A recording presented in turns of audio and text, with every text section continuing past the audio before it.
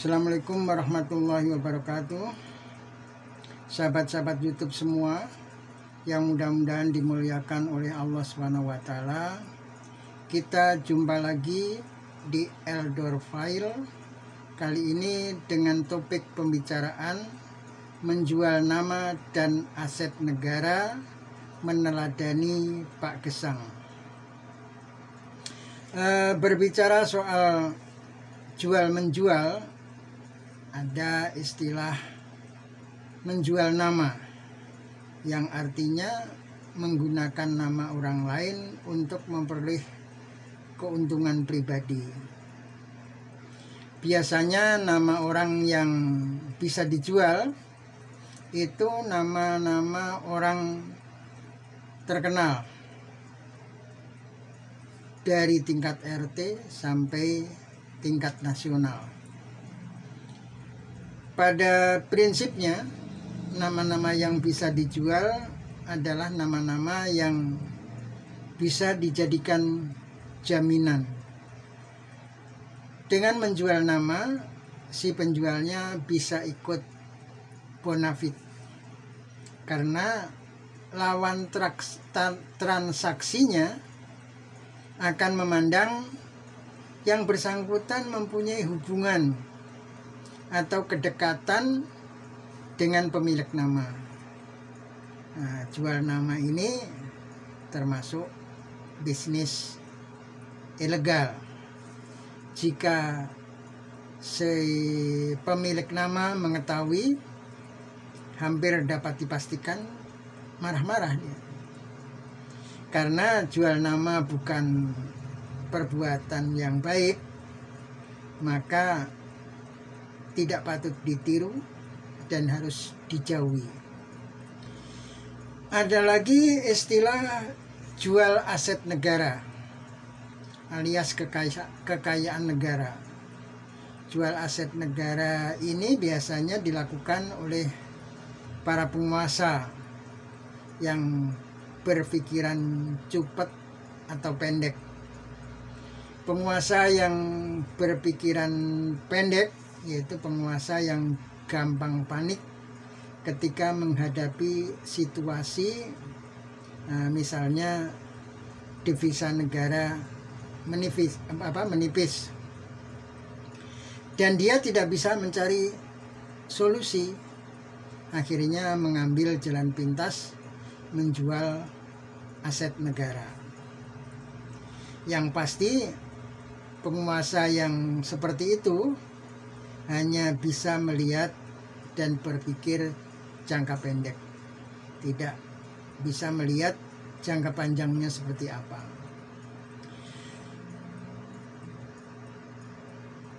Penguasa seperti itu tentu saja hanya memikirkan keselamatan kekuasaannya saja. Yang penting kekuasaannya kembali stabil, tidak peduli harus menjual BUMN dan daerah-daerah pertambangan diijonkan atau dijual dengan sistem ijon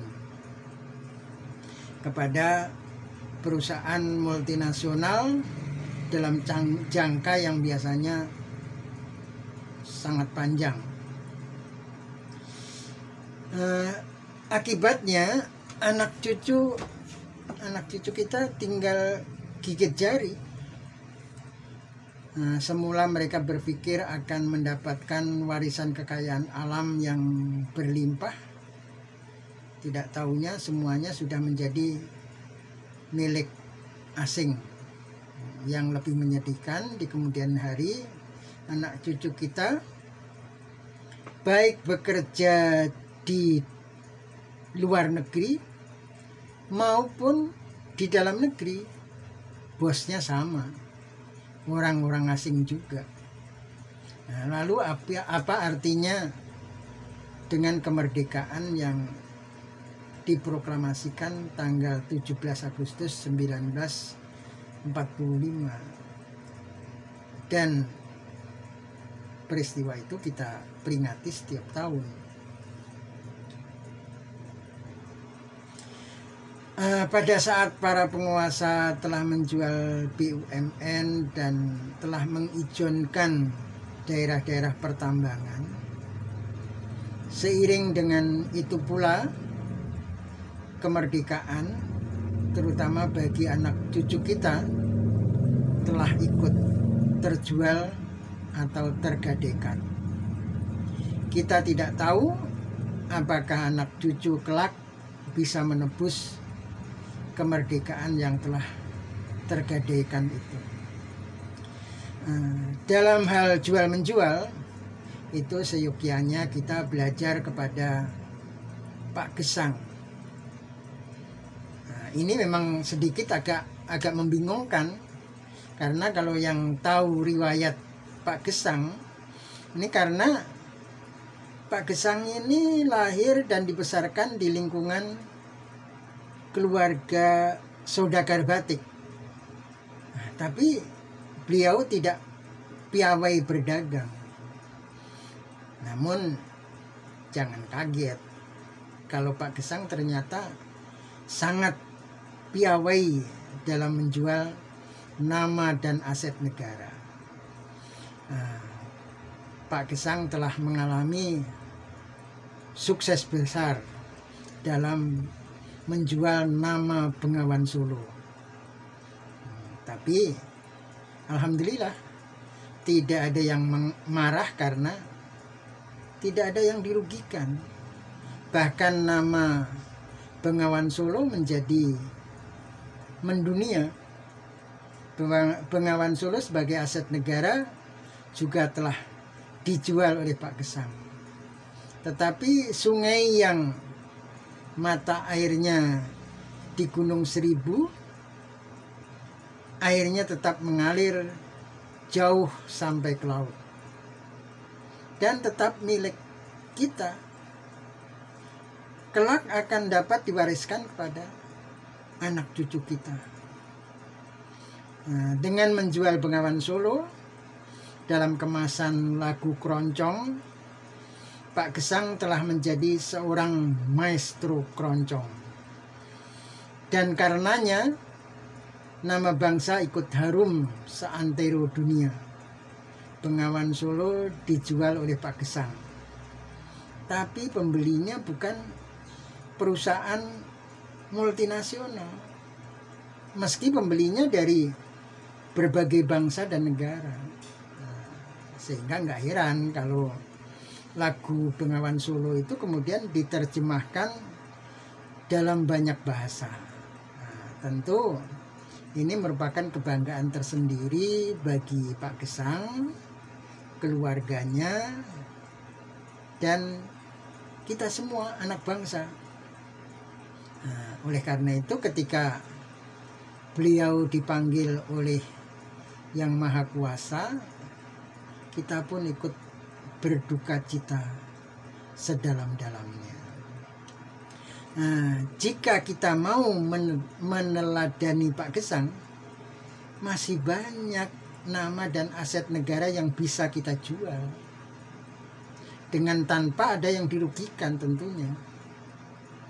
Banyak nama dan aset negara dari Sabang sampai Merauke, dari Tolaut sampai Rote, yang bisa kita jual dalam kemasan lagu. Bisa lagu keroncong, lagu dangdut, pop, rock, campur sari, dan lain-lain. Dalam kemasan novel juga bisa juga tentunya. Apalagi kalau bisa diangkat ke layar lebar. Seperti Bengawan Solo kan juga sudah diangkat ke layar lebar pada tahun 70-an yang dibintangi oleh Rima Melati. Ini semua tentu terserah Anda, tapi harus tetap menjaga prinsip jangan ada yang dirugikan. Sebaliknya, penjualan nama dan aset negara itu bisa menambah harum nama bangsa. Agar anak bangsa bisa semakin kreatif, disinilah tugas government. agar para pejabatnya bisa merubah citra, bukan sekedar pencitraan, menjadi pejabat yang bisa ngayomi rakyat, bisa tutwuri handayani ing ngarsa sung tulodo ing madya mangun karso. Yang lebih urgen, jika para pemimpin bisa merubah cara pandangnya terhadap rakyat. Selama ini para pemimpin memandang rakyat itu dengan cara pandang negatif. Rakyat dipandang sebagai beban. Nah, cara pandang seperti itu hendaknya diubah menjadi cara pandang yang positif. Rakyat hendaknya dipandang sebagai aset dan sumber daya yang luar biasa. Apabila para pemimpin sudah bisa memandang rakyat sebagai aset dan sumber daya, serta ada kemauan yang sungguh-sungguh untuk memberdayakan rakyat, maka semboyan mati satu tumbuh 1000 bukan mustahil bisa menjadi kenyataan. Bukan mustahil di masa mendatang akan tumbuh lahir gesang-gesang yang lain yang semakin mengharumkan nama bangsa. Demikian pula di lingkungan birokrasi, dan ini sangat diharapkan bisa lahir ribuan gesang yang bisa menjual aset negara dengan tanpa merugikan siapapun. Karena pada dasarnya aset negara itu bisa dijual, tapi tetap utuh, bahkan semakin terawat dan terpelihara. Nah, jika aset negara itu dijual dalam kemasan industri pariwisata. Oh, itu dari Sabang sampai Merauke itu banyak tempat-tempat yang indah-indah tapi tidak terawat. Potensial itu untuk dijadikan destinasi wisata dan potensial untuk industri wisata tingkat dunia. Tapi ini nggak tahu kok tidak terpikirkan oleh mereka yang mendapat amanah itu, nggak tahu. Saya pernah berpikir ketika melihat sebuah teluk yang indah, terus ada satu pohon flamboyan. Kenapa kok cuma satu? Kenapa enggak sepanjang teluk itu dipenuhi pohon flamboyan? Dan waktu saya di sana itu flamboyannya sedang berbunga penuh satu pohon. Sampai waktu itu saya terpikir, kalau Jepang bisa mengundang wisata dengan bunga sakura, kenapa kita tidak bisa mengundang wisata dengan bunga flamboyan? Bisa itu. Itu pernah saya sampaikan dalam makalah saya yang saya presentasikan di Hotel Marina di Bima, NTB.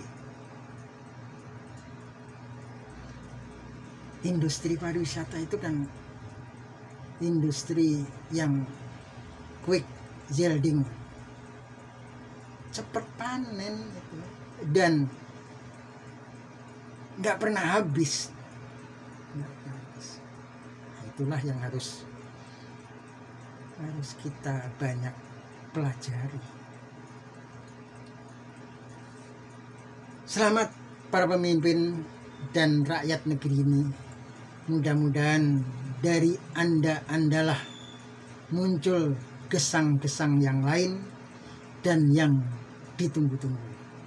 Oke, sampai jumpa lagi. Assalamualaikum warahmatullahi wabarakatuh.